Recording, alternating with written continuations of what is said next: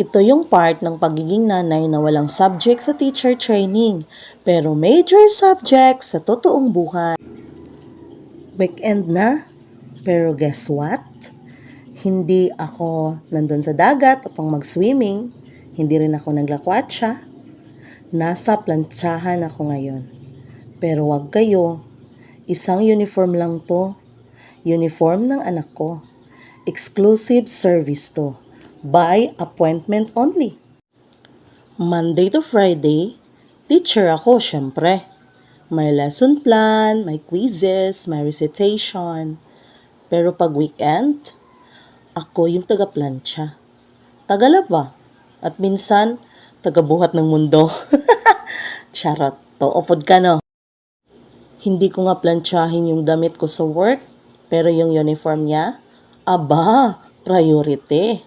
Kasi ayoko namang sabihan siya nga, mura siya gigukod o plancha. Maong planchahon yun nato yung uniform. At ewan ko ba, may kakaibang saya sa pag-ayos ng uniform niya. Parang kahit sa simpleng paraan, napaparamdam ko na, anak, kahit pagod si mama, nandito pa rin. At sa bawat guhit ng plancha, bawat tupi, may pagmamahal. Hindi halata sa tela, pero ramdam sa puso. Naks, hugot. Kaya saludo sa ating mga nanay na teacher din. Sa school nagtuturo, sa bahay, tagapaglaba, tagapagluto, tagapagplancha, at tagapagmahal all in one. Bye!